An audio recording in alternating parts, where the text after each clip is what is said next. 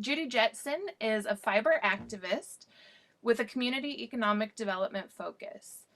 She worked for the Council of State Governments, Southern Legislative Conference, the U.S. Small Business Administration, and Handmade in America, organizing asset-based community economic development projects.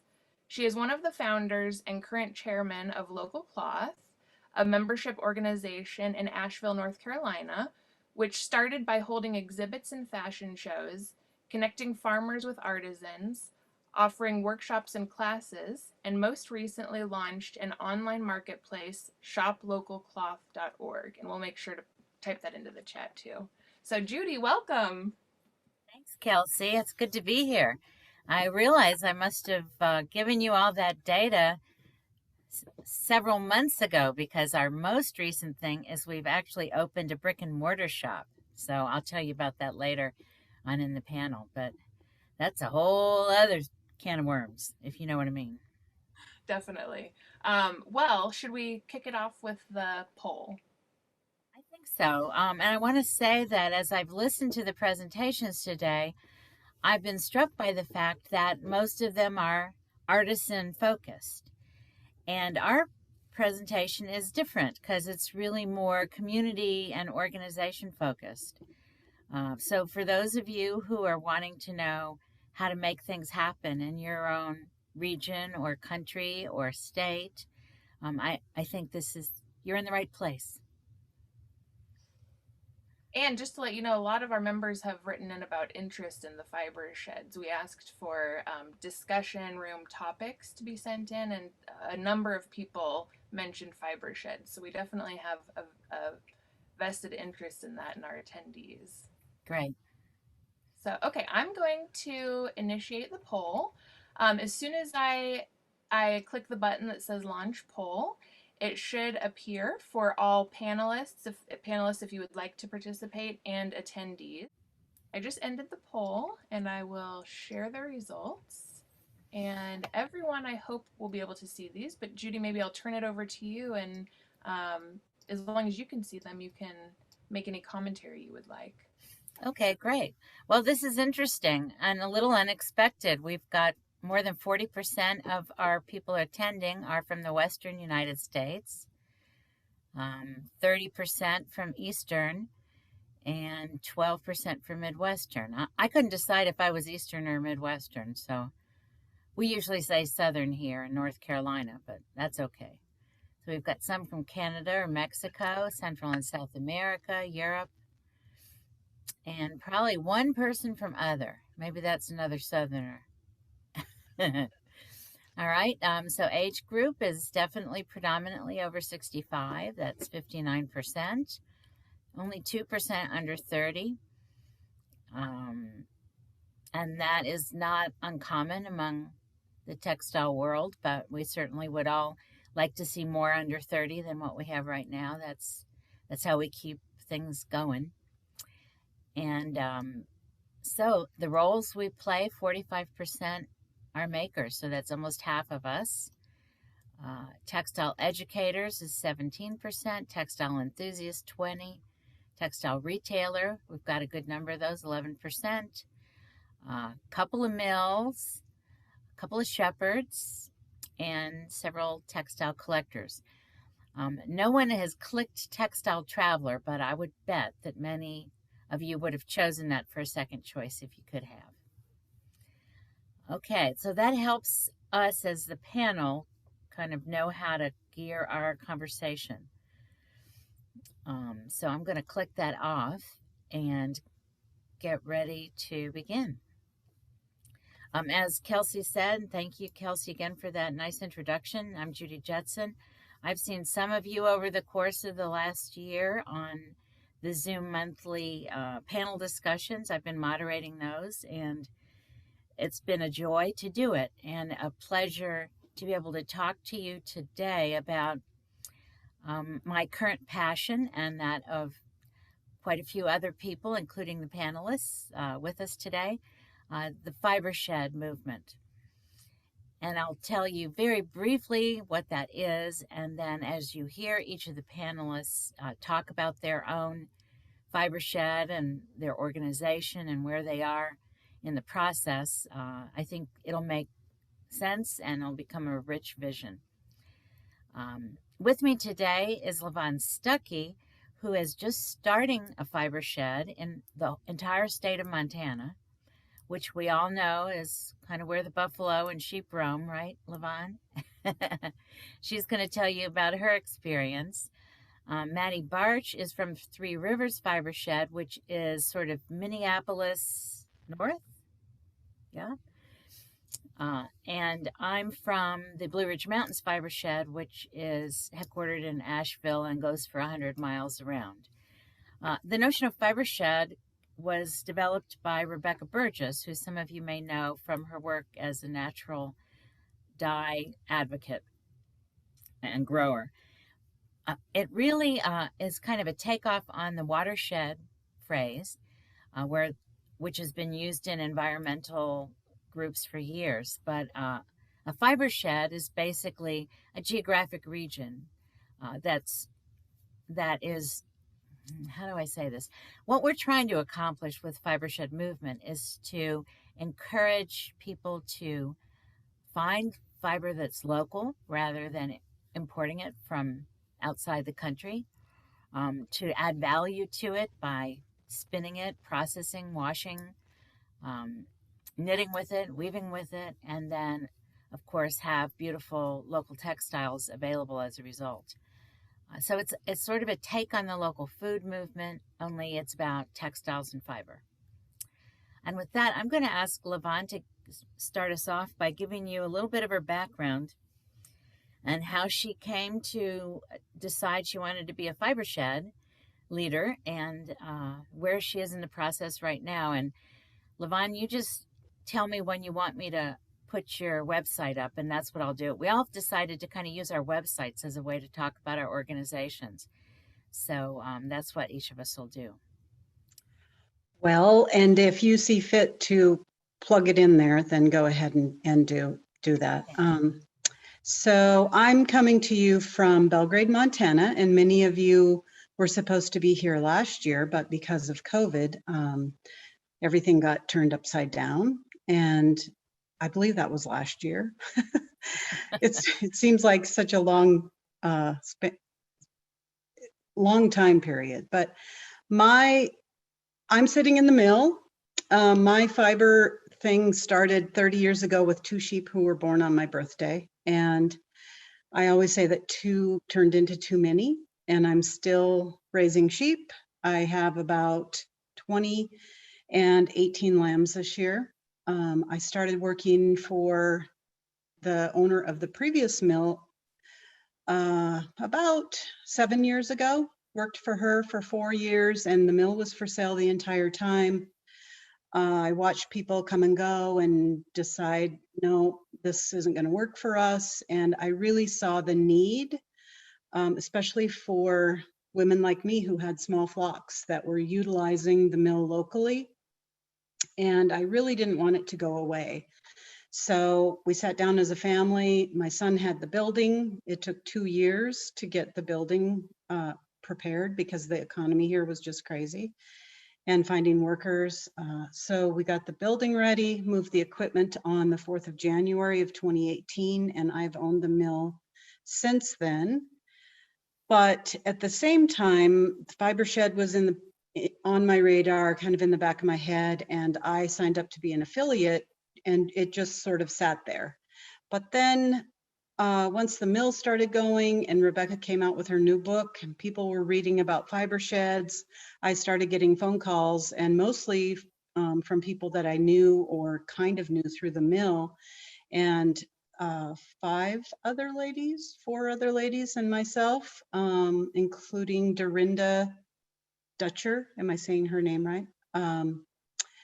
Who introduced me to Judi, actually, came together and decided to start a Montana fiber shed. And originally we thought we'd be Southwest Montana and Northwest Montana could do their own thing.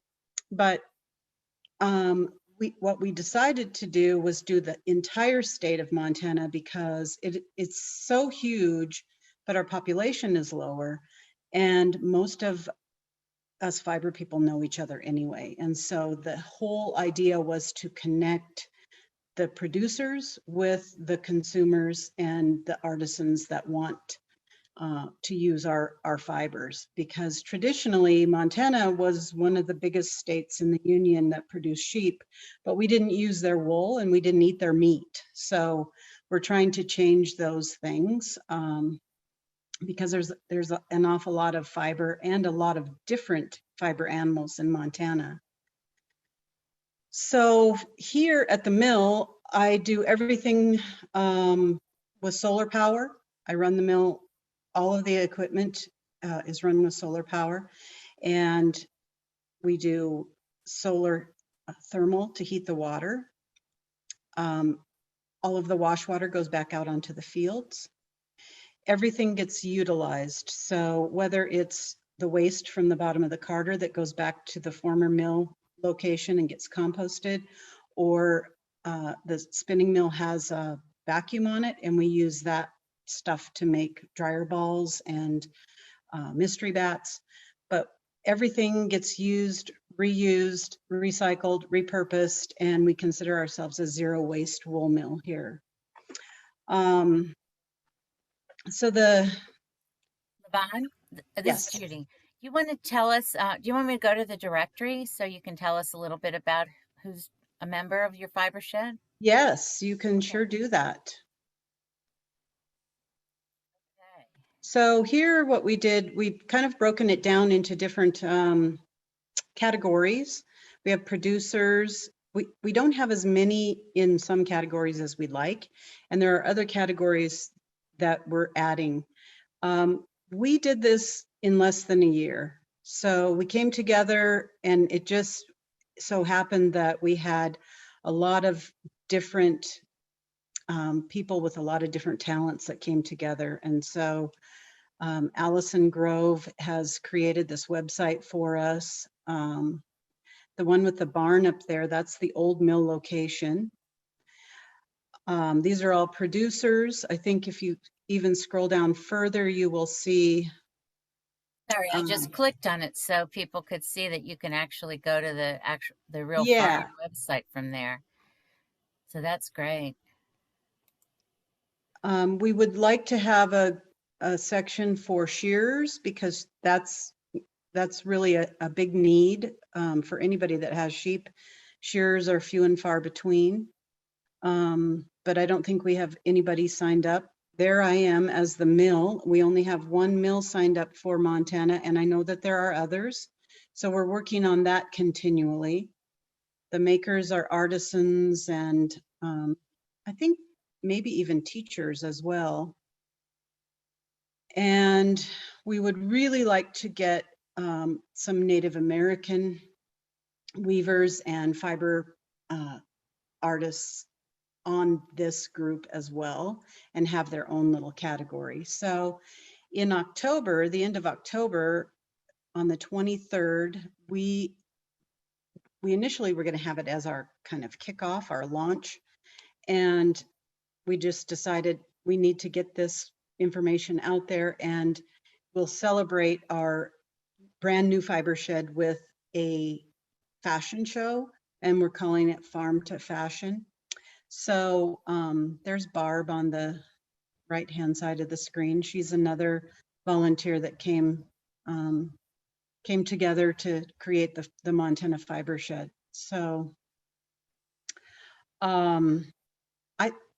it's just been an amazing adventure over the last year, because it was meant to be. These ladies came together, and we all had our own strengths, and we've all contributed. I mentioned Dorinda, Barb French, Allison Grove, Joan Tolberry, and recently we've added Cami Noyes. And if I'm forgetting somebody, I apologize, but it's been very rewarding to try to connect the growers with the people that want these fibers. So it's amazing what you can do with just one little thought in your head. Thanks, Levon. That's great. I also think your blog is really good and encourage people to take a look at some of the things that she's blogged about. Judy, one thing that you did want me to mention was Buster's Hat Project. Yes. And so I did that last year on the 1st of January. I have a special sheep named Buster. I don't know if he's in that, if you scroll back down to the that picture there with the trees and the sheep jumping, those are my sheep. And Buster may be in that photo, but Buster was a bottle baby. He's now 7 years old, and I had been saving his fleece over the years to do something special with, but I didn't know what that was going to be. And so in the fall of 2019, we made yarn out of his wool, and I gave away 160 skeins of yarn and shipped it all over the US. And the clincher was that they had to send a hat back, and I still have a few. I'm still selling some hats. And I'm selling all the hats for the benefit of the local warming center. So I've made, I think, over $5,000 right now with just Buster's fleece. So that has been very rewarding and very fun. And people just jumped on board and wanted to be a part of it and sent me more hats than, you know, one woman sent me 10 hats and said, just do what you want to with these, give them to the shelter, or, you know, sell them, whatever works. So, and then it's projects like that that keep me going. And our newest project is a reproduction point blanket, and that's what this is here. So that is basically the same early 1800s like Lewis and Clark would have traveled with and traded with the Native Americans. And that's all made with my sheep and 100% made in Montana, woven by a weaver in Terry, Montana, and her name is Lena Theron, but I don't have her, you know, she'd rather be at the loom, which many of you know, and so I haven't reeled her into the Montana Fibershed yet. I'd say she's part of it. She just isn't Yes. on the Yes, team of because leaders. I do all of her promoting, so. And the indigo, the stripe is dyed indigo, and that is done by a Montana man by the name of Billy Maxwell, and so it's a complete 100% Montana made product, which we're really proud of. Fantastic. All right, so I think we're starting to get the idea of what Fibershed is all about by hearing your just getting started process. So I'm going to turn it next to Maddy, who's been in the Fibershed business a little bit longer. Tell us sort of how you got into it, what your background is, and what you're passionate about, Maddy. Yeah, I will share my screen here. All right, I put together just a few little simple slides, and then I will jump over to, I'll jump over to my, to the website then at that point. So let's see here. I want to be able to see all the things. Let's see. Okay. So let me grab my notes here. So as Judi said, my name is Maddy Bartsch. I'm the co-president of the Three Rivers Fibershed, which this is our very handy dandy map. It shows our strategic geography. So that's kind of like Judi said, the radius from a specific city. And so for us, it's a 175-mile radius from Minneapolis. So you can see this is kind of the whole of it. So it's the majority of it is Minnesota. We do get some of Western Wisconsin, and also kind of dip down into Iowa as well. If folks are familiar with Decorah, Iowa, the Vesterheim Museum there, it's a Norwegian American museum, wonderful textile collection. So we had to make sure we included them. So we wanted to make sure that our radius was big enough to fit them. And my contact information is here, but also in the chat. So I am the co-president of our organization. I started this specific group with a few friends in 2015, 2016. Sorry, you're gonna see my spouse walking through in the background. And it's a beautiful day outside to be on a front porch. So, but yeah, my background specifically is I went to school for art. I did a bachelor's of fine arts, and then kind of branching off of that, I started the apparel design program in Minneapolis, and found that what I was really passionate was actually about kind of what makes fabric. I liked draping garments, I liked creating them, but what I was really passionate about was I wanted to make the yarn. I wanted to dye the yarn. I wanted to grow plants to do it. And so I kind of stepped, moved to the side, I should say, to I wanted to go back a little bit farther. So after college, I decided to kind of do like a year of wool. And so for me, what that looked like was I started interning and working at farms with sheep and alpacas, and kind of wanted to learn about that piece, about maybe being a shepherd. And I thought maybe that's what I'm interested in. And so as I was seeing that maybe wasn't for me quite yet, I was still interested in living in the city.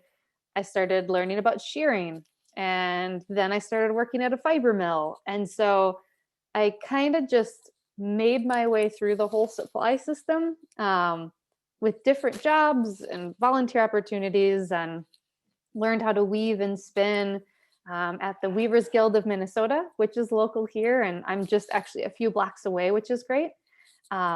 So took a bunch of classes there and really started enjoying that, and kind of found that the thing that I was the most excited about was really all the connections, kind of putting it all together. And so that's why as some fiber folks, we started thinking about what would it look like to do a fiber shed here, because it really was about wanting to put all those connections together. So who are we, and what are we about, and what are we doing? And so to just give you like a really broad overview of who the Three Rivers Fibershed is, as I said, we're based out of Minneapolis, but our board members stretch all around the entire strategic geography. And kind of one of our main goals is to really think about education, to think about being that resource or that connector, like Lavon was saying, where you're really helping connect those pieces. So you're helping connect the shepherds to markets. You're helping connect those smaller shepherds, right, who might be looking for a shearer or a mill, to like help connect those pieces, create those connection points. And then for consumers, makers, artists, designers, all the folks who are on that, either a lot of the folks on this webinar today are makers. So folks like you, how do we help connect them to those resources? How do we make that connection for, similar to how we want to know where our food comes from? So we have a CSA, or maybe you buy it from a farmer or you grow it. Why can't our fiber be the same way? Why can't we view that sort of kind of way of thinking about our textile systems, the clothing we wear, in the same way? So a lot of what we do is really about those connection points, being that resource, helping answer questions, helping people navigate the system, because our textile systems are really complex.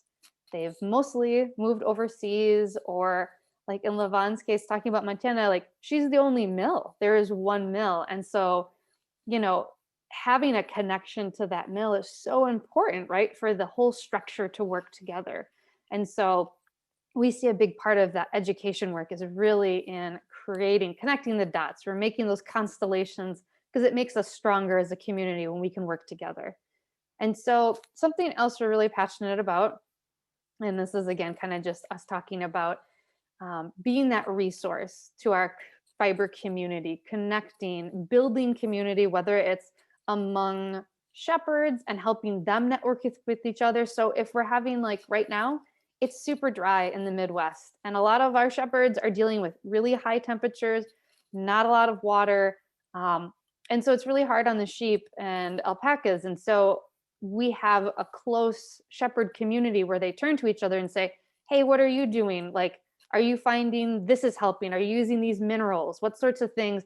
Basically, again, we're just trying to create this way of creating a support system for each other, for all the people within it, and then to each other. So it's both internal and kind of external connections. And we're also really passionate about equity and access. And so as you can probably tell, I am a younger person. I'm technically 31, so I couldn't say under 30. So I wasn't the 2%, but I'm close. I'm very close. And on our board of directors, there is about think 3 or 4 of us who are in our early 30s. And so what we're passionate about is thinking about this accessibility piece, because especially within our region, there just was a recent survey that came out that 99% of agriculture and farmers in Minnesota are white, which we definitely, maybe folks not familiar with Minnesota or this area, that's not what the population looks like. And that's definitely not what looks like the folks who are interested in textiles, who have textile histories and traditions and cultures and are makers and practicers and growers. And so as we kind of look at those big discrepancies between who's currently at the table, so to speak, with our fiber systems, we want to look at who's actually the whole picture, who isn't at the table, and asking that question of, if we really want to make a textile system that's just, if we want to make a system that works for all of us, who isn't here and whose voice and story isn't being represented, who's not being able to share what is necessary or an important resource for them. So for us, we really want to make our fiber shed address systemic and structural inequities, I should say, and build that agency within our own communities. We have lots of smaller rural communities. How do we build kind of the neighborhood and community agency within those communities to believe in abundance over scarcity? And to think about fiber systems where all are welcome and can participate, whether that's as someone who wants to grow fiber, whether it's hemp or linen, or, you know, it has sheep, all the way through folks who want to actually make things. And so we all want to invite people to be a part of that process. And how we do that is through some of our programs. So one that I'll highlight just a few of them. So one of them is we did a 1 year, 1 outfit. And essentially what that was kind of a challenge for folks who were makers to connect with someone who grows fiber, and then to create something with that in a year's time. And we set up kind of monthly meetings where we could get together to knit. We did a special meeting about dyeing where we could help people walk through that process. We did a few where we brought shepherds together kind of as like a farmer's market so that people could easily access supplies. We did it in the Twin Cities. So that way, if people didn't have access to transportation like cars, it would be much more easy because it was near a bus route. So this is like some of the pictures. So the picture of the sheep, that is who all of this wool came from. And these are, this specific artist made a hat, a shawl, and a scarf with this specific sheep's wool. And so, and this is actually one of our shepherds. Her name is Jane Hansen. And she made this little shrug. She made a couple things, but this is one of them with her sheep. And then this was another one of our members. Her name is Chika, and her husband, Eric, grow hemp. And Chika's from Japan, and specifically, they grow hemp and process it in a Japanese tradition. And so this is, you can see kind of the pile right here. This is it before it was processed. This is it after it's been processed, and then she hand weaves these. And so she hand wove hemp fabric. So all of this is Minnesota, the entire process from start to finish. And we just really wanted to highlight that you could do it, and to encourage people to take that time to get to know those connections and also hear those stories. And so this is kind of the whole crew of folks who did different items. You can see me on the right. I did not finish my item. So if there are any savvy knitters out there, you can see that my needles are still in there. So they still let me pose with the picture. I didn't finish my project. And then one other thing I'll just talk about is the Regional Fiber Sourcebook. And I have it right here behind me. So let me hop out of this and I'll go over to it. So it was a project that we did where we wanted to be able to give producers the opportunity, so our fiber community, the opportunity to kind of like understand what samples would look like. So if we approached an artist or a maker or a designer, they're used to samples, right? Yarn samples, fabric samples, swatches, kind of like what's the cost? What are, like, how much do people have? What colors? So essentially we want to do that for our local area. And so what we did was we created this really fabulous book that has all these pages that talk specifically about what it looks like in our seasons to actually harvest fiber locally. So again, trying to kind of really base it in place. And then what it looks like is we have kind of different sections. So each producer got a page. There's photos of them, contact information, and then they get to tell their story. They get to actually say, this is, this is who's in my flock. This is who's my rabbits are. And kind of like what they're passionate about and what they feel like is a good, might be a good partnership. And then we have a knit swatch and a woven swatch because we really wanted to be able to highlight the yarn in both woven and knit structures.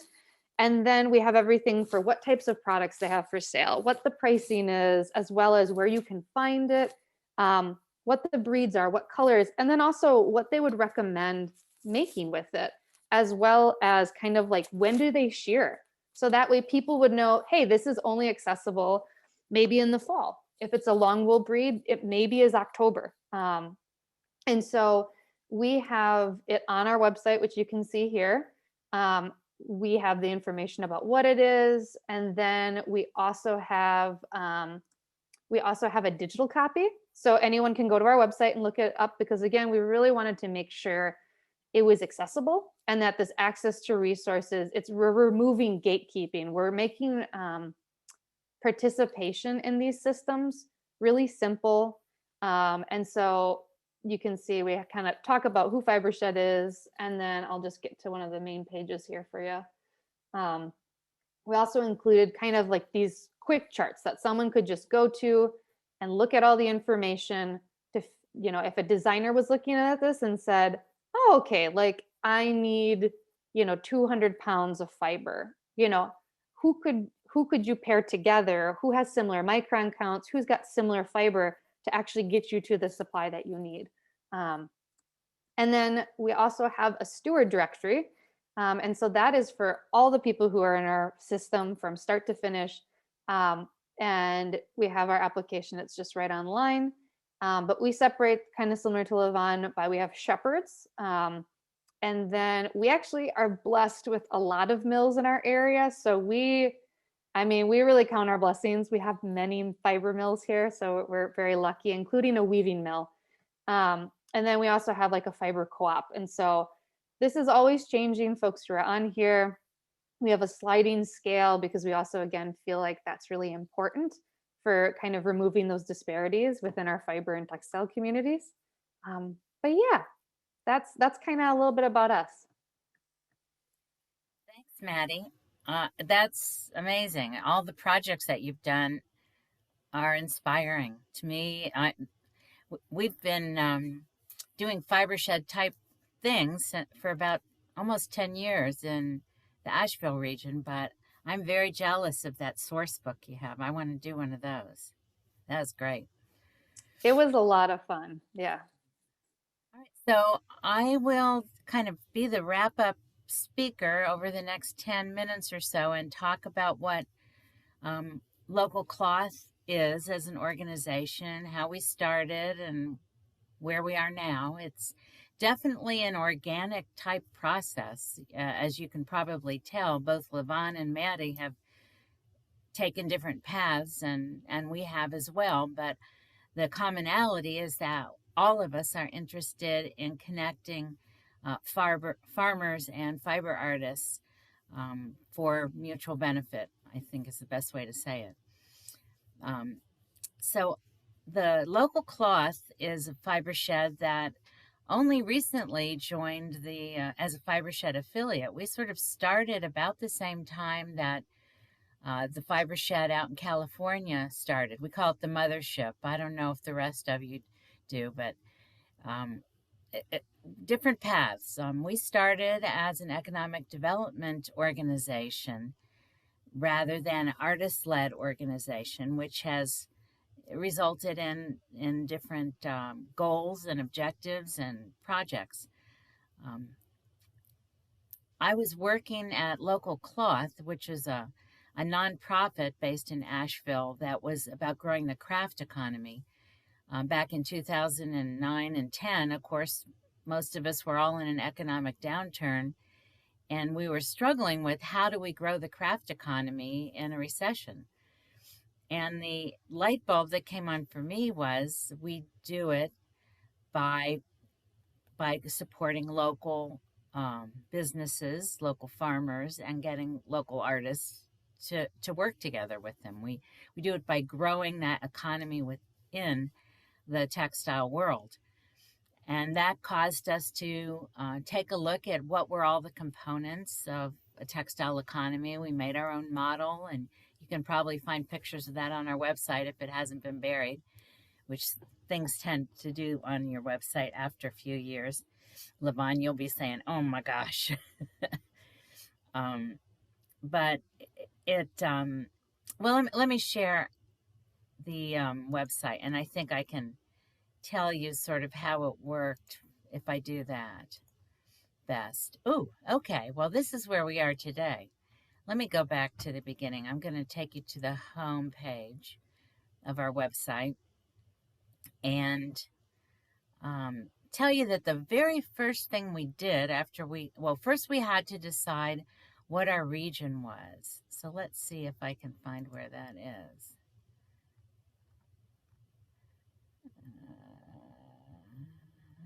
See, I tell you, things get buried in here. All right, let's try it from a different direction.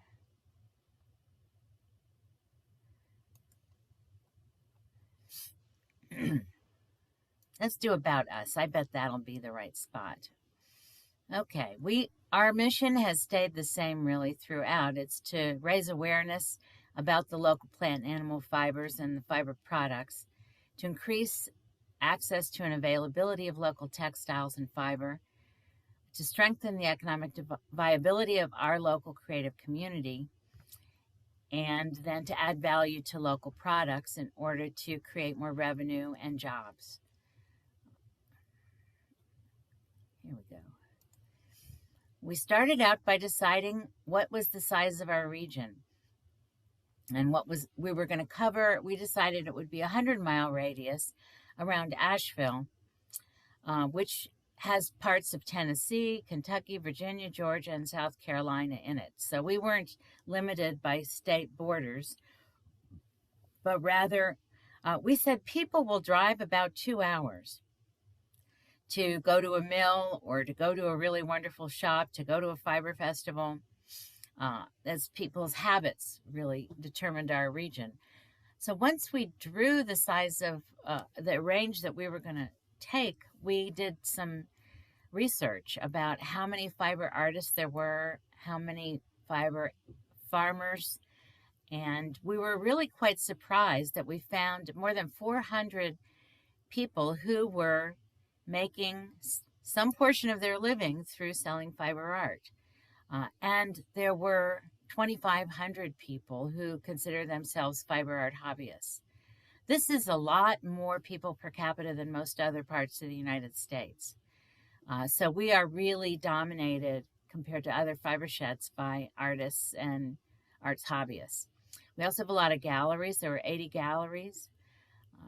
There were another 80 textile-related retail shops, 50 yarn shops, almost 500 farms that raise fiber animals with more than 5,000 animals. We went to Census of Agriculture data in order to get those numbers, and any farmer will tell you that those are a vast undercount because most farmers don't like to report to the government about what they're doing. Is that right, Levon? Yep. So we know we have more than that, but that's at a minimum what we have. There are also some cotton farms that are in our region. There's 7 schools and colleges that teach fiber arts. Some of those are adult education. Some of them are college level. And we also have a dozen textile mills, both large and small. And some of these mills have since formed together to create their own organization to share work and share tasks and to keep the mills alive in our region, because a lot of that mill business moved overseas with NAFTA. So I would encourage anyone who's interested in creating a fiber shed or creating sort of this field to fashion activity in their region to spend some time and recruit some people who are good number crunchers to help you really get a sense of how big your potential community is. That was important for us in getting credibility with local media, as well as local elected and state elected officials who've helped us along the way. Okay, we began by having an exhibit. Let's see if I can find our exhibits. Here we go. The most recent exhibit was just done at the end of 2020 and 2021. So this was during the pandemic, so you can imagine it was a little challenging to have people come in to see it, but we've done exhibits just about every year in museums, in colleges, in other public facilities, in nonprofit organization offices, and this one was held in a incubator type building, an arts incubator called the Refinery, where we used to have our studio. So in this case, we were emphasizing dyeing with plant material and also printing with plant material. So we had a collaboration between our natural dye advocates and our eco-printing teachers and pupils, and had a wonderful exhibit on that theme. The very first one we had was about, what did we call it? Gosh, I can't remember. Probably Farm to Fashion. And we had farmers exhibiting their yarn and pictures of their animals. At the same time, we had artists exhibiting hand-woven garments. It was a wide-ranging exhibit. Nothing like it had ever been done in our region before. And we had an amazing turnout of people who really had no idea that it was possible to make garments from local raw materials. So that was a big win, and that was a great place for us to start. We also had a fashion show fairly early in the process. We've had 3 of them so far, and fashion shows are so exciting. It's a ton of work to do one, but you really get a lot of bang for your volunteer buck when you do a fashion show. And our organization is all volunteer-led. Because what a fashion show does is it makes everyone see that they could be participating in the work of the Fibershed and the work of the organization simply by buying something that was made with local materials by local artists. When we first started Local Cloth back in 2011, there was very little understanding that there were textile artists in this region, and very little understanding of the fact that people were making garments. I know that's hard to believe when you think of Asheville being a headquarter of artists, but it really was true. So our fashion shows and our exhibits really did a lot to help educate the local community about what we really had here in terms of resources in our Fibershed. We've had hundreds of people involved, of course, through this process as well. That's another great thing about a fashion show. You have people involved who are makers, you have people involved who are producers, you have people involved who are just textile lovers. They read about it, usually in your local media, and you can really educate a lot of people that way.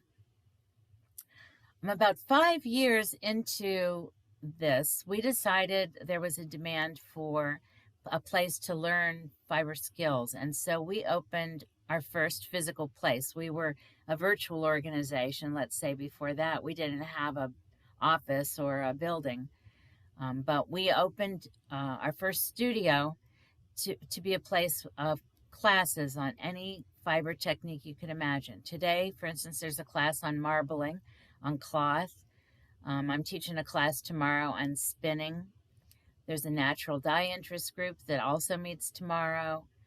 We're in a new space, but we've been able to make room available for other textile organizations to hold their meeting there. And that's really been an important new avenue for us.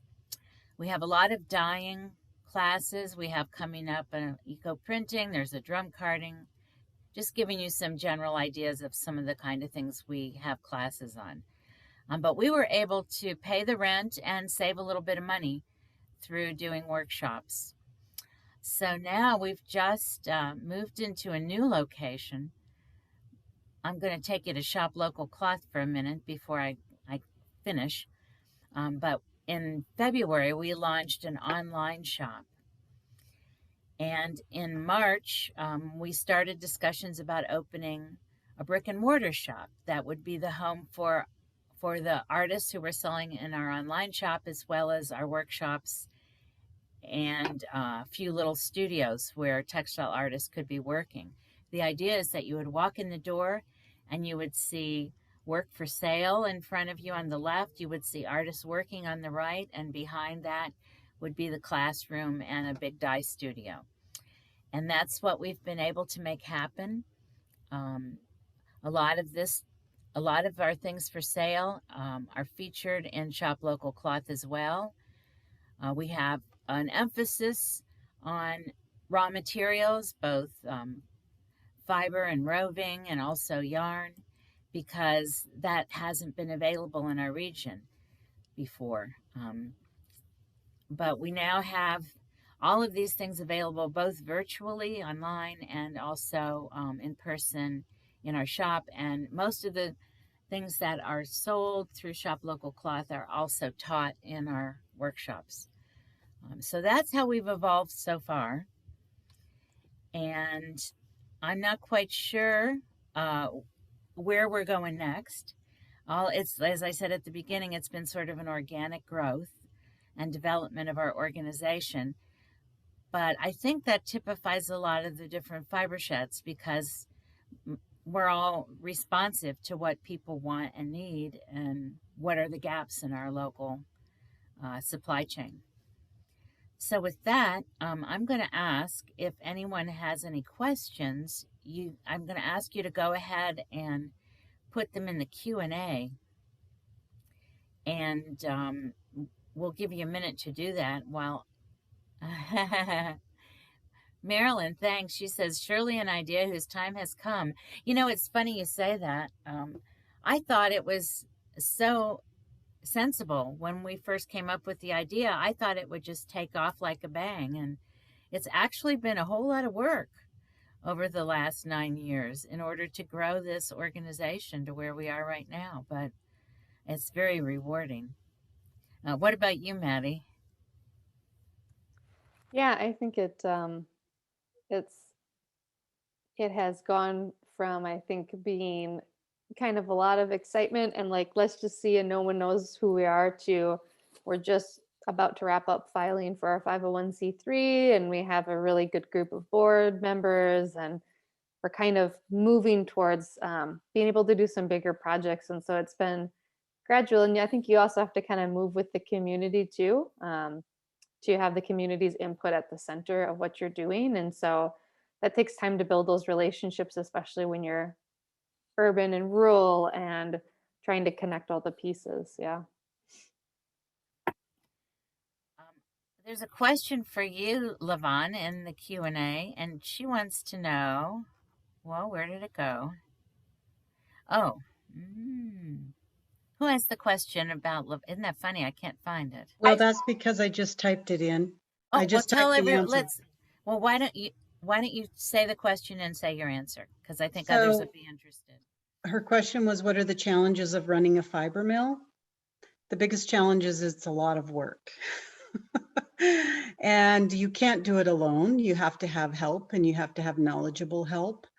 And so, you know, especially I've always called Montana a vast desert of fiber people, because it was really difficult to find like-minded people, but there are a lot of spinners and weavers and guilds all across Montana, but the Fibershed is helping to bring that together. Plus, owning a fiber mill, you get to know the producers and who's looking for what. And so quite often, I personally will get phone calls and people are looking for things. And so just, you know, having that information hub. But right now we're about 6 months out at the wool mill. And so that's just kind of the norm, I think, though, because I do belong to a fiber mill owners group, and they all kind of say the same thing. So if you brought me fiber today, it'll be 6 months before I have it ready for you.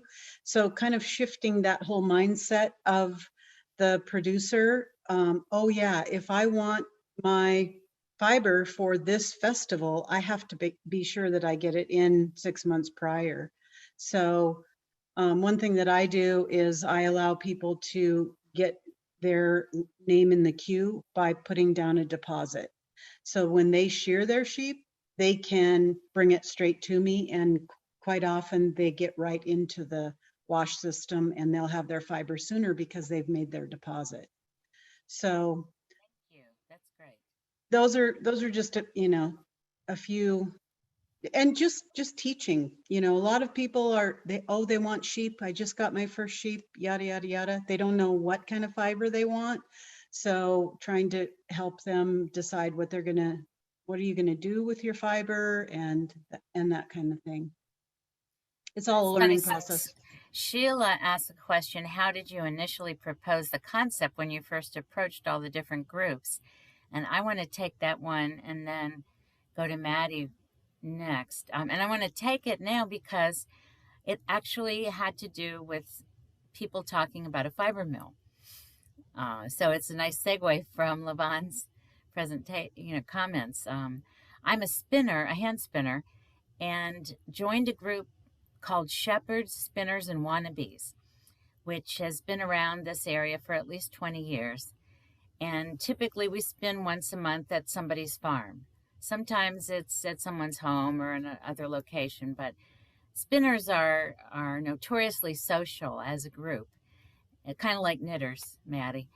They like to sit in a circle and talk. So we would sit and spin, and every time I would go to spin, people would start talking to me about whether there was enough business in our region to attract a mill. And we'd already identified mill processing being one of the gaps in our supply chain. So the more I went to meetings and the more I met farmers, it was like this groundswell of support.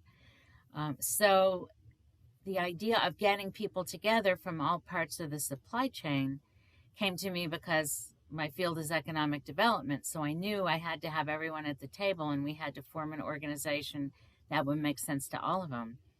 But that's how we got started. It was farmers who were spinners talking about, why don't we get a mill here? As it turns out, a couple of years later, we did get a mill.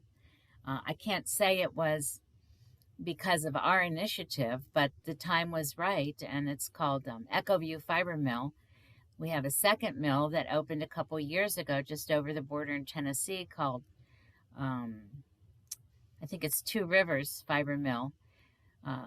But most of the other mills in our region are more traditional, old-style mills. They're not working with farmers and processing wool into yarn, but more weaving mills, that sort of thing. But that was how we got it started, is just having a big group of people, about 15, 20 people around the table who represented all those different interests, to talk about what we could do if we worked together. How about you, Maddy? Yeah, if folks are familiar with Fibershed, Jess Daniels she just recently moved on, but she had been working for Fibershed for about 7 years. She moved to Minnesota, specifically Minneapolis, and we connected over Instagram for mending and some other fiber arts that we were doing. And obviously she worked for Fibershed remotely. And it was something that there's a lot of wonderful textile organizations. We have super robust guild systems, the Weavers Guild in Minnesota. We have the Textile Center. The American Craft Council is based out of Minneapolis. There's a lot of arts organizations. And so we just saw that there was already a lot of these pieces in place, but they kind of, as you said, Judi, it's like they weren't really necessarily talking to each other. And what we were hearing is, because I was kind of doing this year of wool where I was working as a farm educator for kind of a sustainable farm where school groups could come out and learn about agriculture, I was seeing the disconnect of the students who would come out from even like the food that they were eating, right? When we would go to the garden, harvest carrots, we would make a salad dressing, you know, using things, honey from the bees that we would see and eat that, you know, that was not a connection point. And so to think of textiles was even farther removed from that. And so when we would go and see the sheep, and I would bring my spinning wheel and I would show them the raw wool and have them feel the lanolin, and kind of like I would spin for them the roving, and I'd show them, you know, the carders, how we do that. You could just see those pieces start to click and fall into place. And we just kind of, I guess maybe Jess, myself, and a few other folks who were interested in that, some shepherds and some others, we were just seeing that there was this big disconnect, and that there was all these really great resources, but they were all spread out. And so it was like, could someone pull them together and get them to talk to each other so that someone who wants to get into it could have a much easier time navigating it, and maybe not feel so lost. Mm-hmm. That's a great response, Maddy. It's interesting that our journeys have been similar. There are some other questions that we're not going to have time to answer during the Q&A. A couple of them about funding. So Kelsey, I'm going to ask, what's going to be the process here? I would be glad to take questions personally, but maybe everybody's interested in the funding part of it, and we just didn't have time to get to that today. We will save the chat in the Q&A, and we can send you the questions, and then you can send us responses and we can share it to our attendees. We also have put all of the presenters on this panel, put their names and contact information into the chat. So you are all also welcome, any attendee is welcome to contact a panelist directly if you're urgently wanting an answer to a question. Okay, very good. Well, thanks for letting us share your Saturday, everyone. It's been a pleasure. Yeah, thank you so much. Thank you.